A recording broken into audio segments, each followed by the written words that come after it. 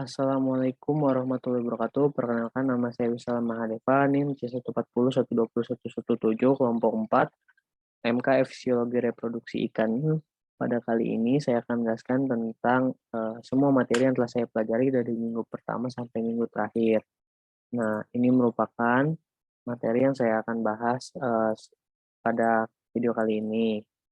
Oke, pertama-tama saya akan bahas tentang ciri seksual pada ikan mas. Nah, kebetulan, ikan yang saya akan bahas pada kali ini itu ikan mas. Ciri seksual primernya pada jantan disebut dengan testis dan pada betina disebut dengan ovarium. Kemudian ciri seksual sekundernya pada ikan mas jantan memiliki tubuh yang lebih ramping dibandingkan betina menurut Raharjo 2020. Nah, terlihat di gambar sebelah kanan, perutnya itu yang jantan itu lebih ramping dan perut yang betina itu lebih membulat, lebih besar gitu. Nah, di atasnya merupakan, dokumentasi dari praktikum ciri seksual pada fisiologi reproduksi. Nah, selanjutnya saya akan menjelaskan tentang organ reproduksi. Nah, organ reproduksi itu menghasilkan sel kelamin yang disebut dengan gonad. Nah, gonad ikan ini meliputi ovarium dan pembuluhnya oviduk pada betina yang menghasilkan sel telur serta testis, dan pembuluhnya spermaduk pada jantan yang menghasilkan sperma.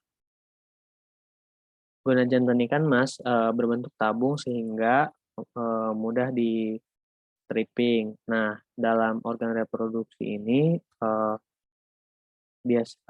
ciri lainnya yaitu pada ikan betina ini, gonad betinanya itu berwarna bening kemerahan. Ovariumnya itu terletak, dekat usus dan berfungsi untuk menghasilkan sel telur atau ovum. Nah, untuk ikan mas jantan memiliki testis yang terletak di dalam perutnya. Testis ini memiliki fungsi sebagai penghasil sperma. Nah, oke langsung lanjut aja, next.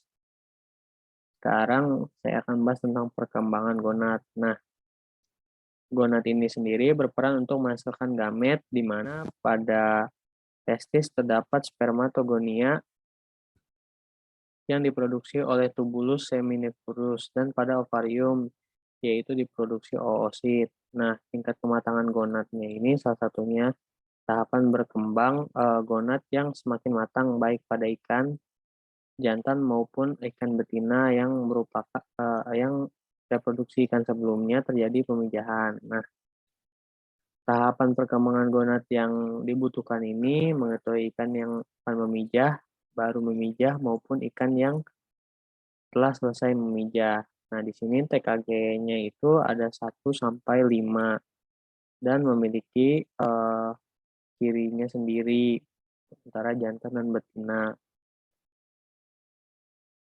Oke, pada induk ikan emas yang matang gonad, ikan jantan sehat dan tidak terdapat cacat, sisiknya teratur, gerakannya lincah, lubang kelaminnya tidak menonjol, badannya tampak ramping dan mengeluarkan cairan putih jika perutnya diurut.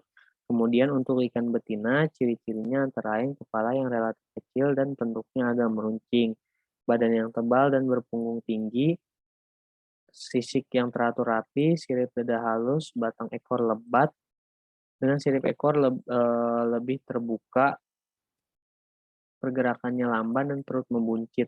Lubang anus juga agak membengkak dan mengeluarkan cairan berwarna kuning jika diurut.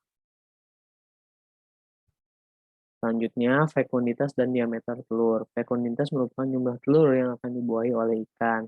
Ikan mas sendiri, menurut Akbarul Rashid et al. 2020 dapat memiliki fekunditas hingga 643.500 butir.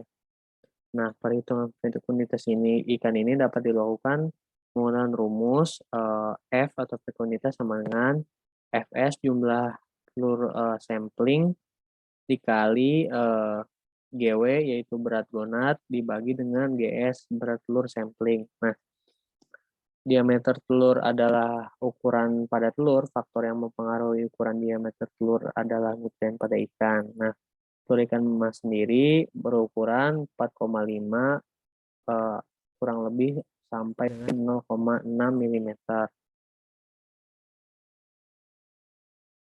HSI dan GSI, Gonadosomatic Index atau GSI merupakan indeks kuantitatif yang menunjukkan suatu kondisi seksual ikan. Nilai Gonadotrophic Index ini digunakan untuk parameter pemijahan ikan. Nah, HSI atau Hepatosomatic Index adalah indikator status cadangan energi pada ikan yang merupakan rasio antara bobot hati ikan dengan bobot badan ikan. Nilai HSI berkaitan juga langsung dengan TKG. Apabila nilai TKG meningkat, maka nilai HSI akan meningkat juga.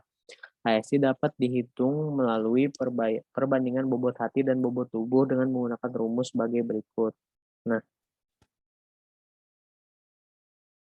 kemudian maka didapatkan hasil perhitungan pada praktikum waktu itu ikan emas bobot gonatnya 24,5,2 gram, bobot tubuhnya 1,14 gram, bobot hatinya 4,61 gram. Nah, HSI. Jadi HSI-nya itu kira-kira 1,88% dan GSI-nya itu 0,46,4%. Nah, rumusnya itu sendiri untuk GSI itu sama dengan BH per BT dikali 100. Nah, untuk HSI juga yaitu BH per BT dikali 100. Oke.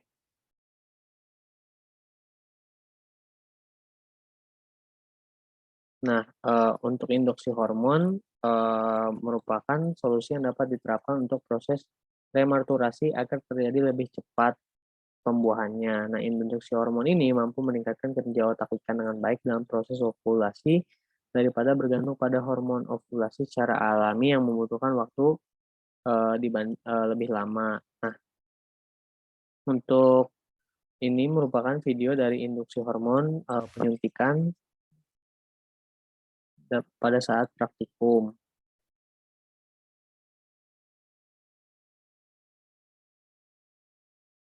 Nah, penyuntikan ini dilakukan injeksi kelenjar hipofisa dengan pemijahan buatan yang bertujuan untuk mempercepat proses pemijahan. Oke, next.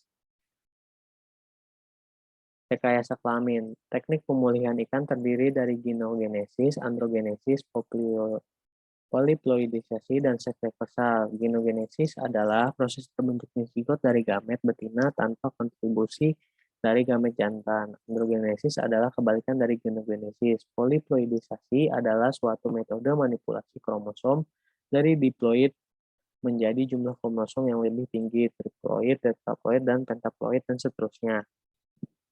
Nah, seks reversal merupakan cara pembalikan arah perkembangan kelamin ikan yang seharusnya berkelamin jantan diarahkan perkembangan gonadnya menjadi betina atau sebaliknya.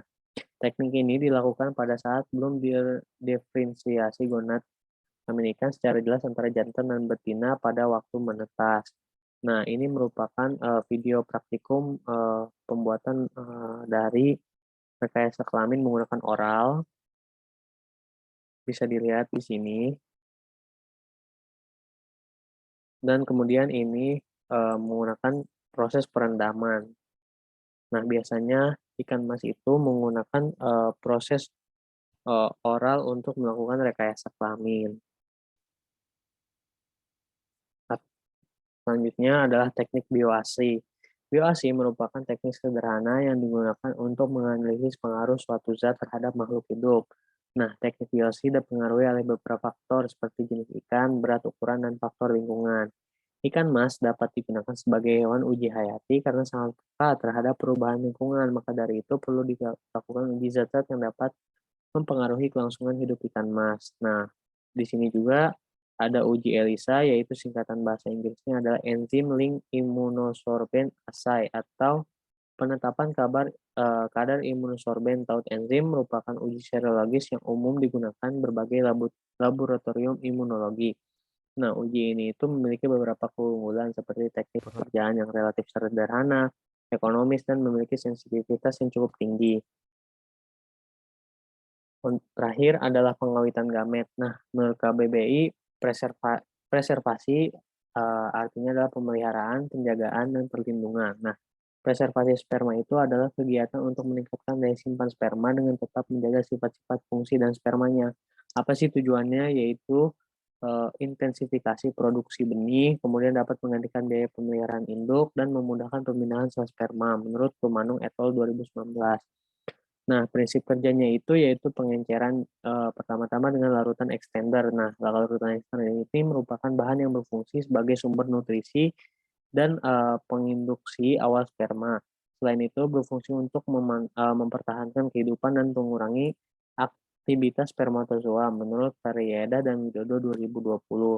Contohnya, larutan extender ini yaitu madu, larutan fisiologis, ion seperti Pocari Kemudian nanti akan diberi perlakuan dengan suhu dingin, biasanya menggunakan nitrogen cair, seperti itu kurang lebihnya. Nah, ini merupakan daftar pustaka yang telah saya gunakan, kurang lebihnya. Mungkin kurang lebihnya mohon maaf apabila ada kekurangan. Saya ucapkan terima kasih. Assalamualaikum warahmatullahi wabarakatuh.